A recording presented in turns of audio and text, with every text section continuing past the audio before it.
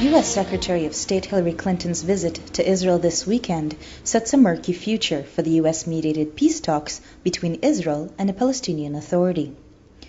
Reinstating the U.S. support for the idea of a Palestinian state, Clinton refused to oppose the Israeli occupation and push for the end of Israeli settlement in the territory of the theoretical future Palestine. And I appreciate the very positive words about the need to get back into a negotiation that would be in the best interests of Israel and Israel's security, as well as create a state for the Palestinian people.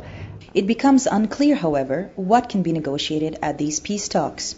In October, Israeli Prime Minister Benjamin Netanyahu threatened to abandon the possibility of talks if the Palestinian Authority didn't withdraw its support for the Goldstone report that investigated allegations of war crimes in the recent war in Gaza.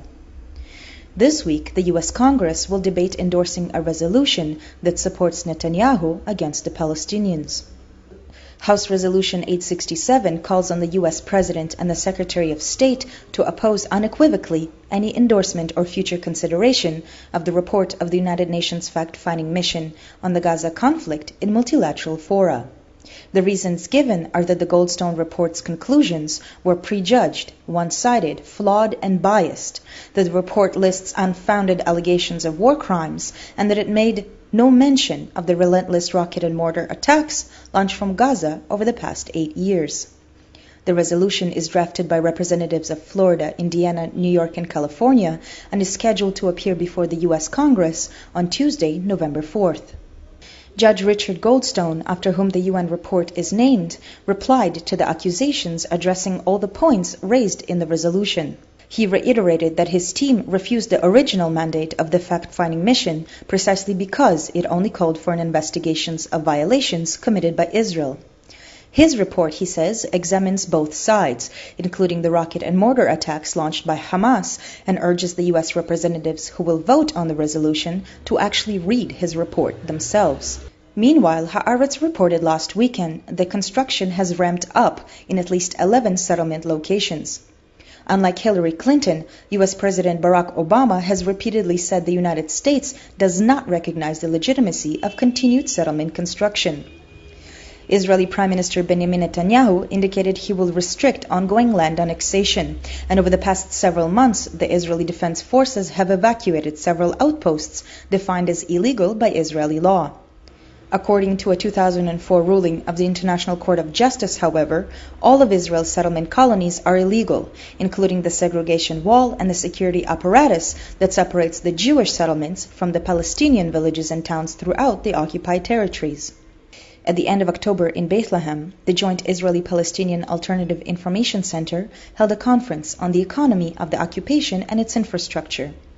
The Real News attended and spoke to Shir Hever, the center's economist, about the cost of the occupation. The rapid construction of settlements, despite whatever the Israeli government says that there is a lull in settlement construction or that they're trying to control it, is actually the symptom of the long Israeli policy, the many years Israeli policy of not admitting what is the real government policy regarding the occupation. Because colonizing an occupied land is considered a war crime. And Israel is trying to avoid accusations of war crimes. Israel has actually admitted that the Fourth Geneva Convention applies to the occupied territories back in '67. They're now trying to deny that acknowledgement. But because they acknowledged the relevance of the Fourth Geneva Convention, they also realize that they cannot openly colonize these territories. So what they did is allowed lower-ranking officials, lower-ranking clerks, and people employed by the various government authorities to funnel some funds in a clandestine way to the settlements and to these new colonies. And this project of funneling the funds to these colonies is not monitored. No one knows what is the actual extent of those funds. In fact, the Israeli government chooses not to know. They hide the information from themselves by not setting up databases. by not publishing any annual reports. And that is what they do in order to conceal the extent of construction. But what it means in terms of economic cost is that the level of accountability, of transparency, of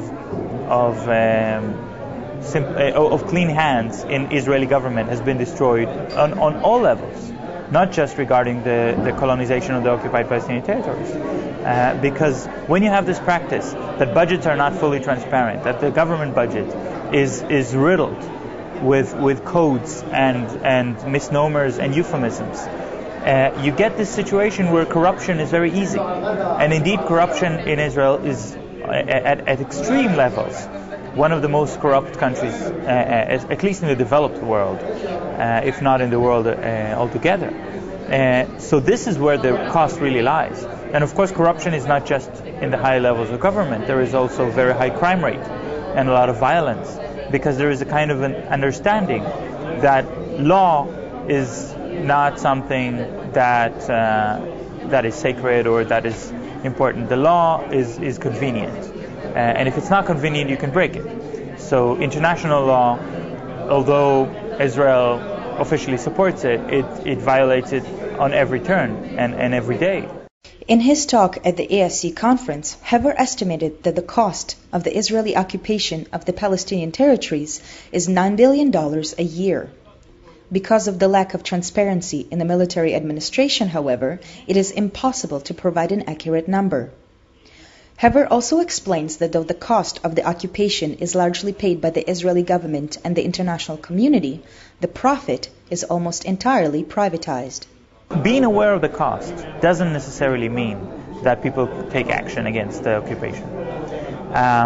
There were parties in the Israeli Zionist left, or moderate left as they call themselves, that tried to make this into an argument against occupation and told people, especially poor people in Israel, these budgets that go to the settlements, the colonies, could instead be used to provide better care for people in need within Israel. And this message didn't go through well at all, because people don't want to be patronized, and they don't want to someone to tell them you're voting for the right wing because you're stupid and you don't know that you're harming your own interests. Of course, people don't like hearing that kind of argument, so they didn't vote for those moderate left parties, and they have they're on the cusp of disappearing from the Israeli political map, actually, these parties. But it's not just that.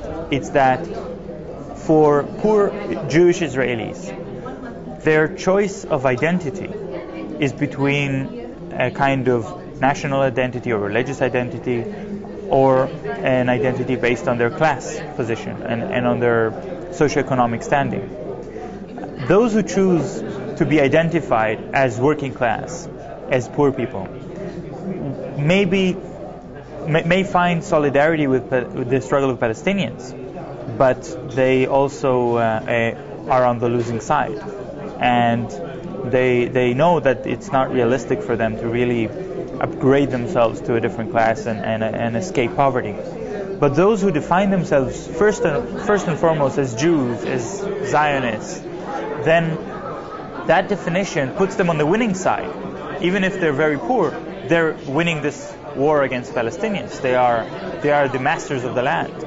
And I think for these people, this definition, self-definition, is more important than making some more money.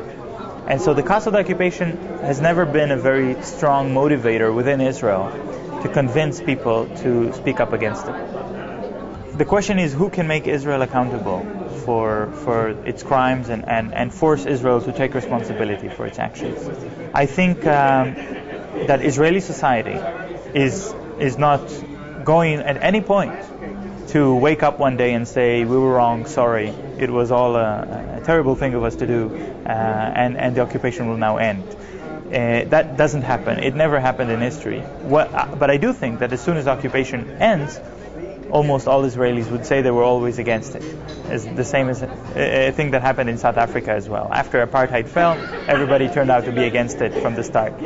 But But I do think that the struggle against the occupation is mainly a Palestinian struggle. Palestinians are fighting for their freedom. No one can take that struggle from them. No one can tell them how to fight their struggle. But the international community has a very vital role here. What is needed is a series of sanctions against Israel, boycott campaigns and divestment campaigns against Israel. But we're not talking about a complete, airtight boycott of Israel. I think people don't quite understand how vulnerable Israel really is to the issue of boycott, and how dependent Israel is on the international community for trade, and also for legitimacy. When they will feel that they're losing this, there will be really no choice but to comply with these demands. And I think that is why the international community can do a lot regarding ending these crimes.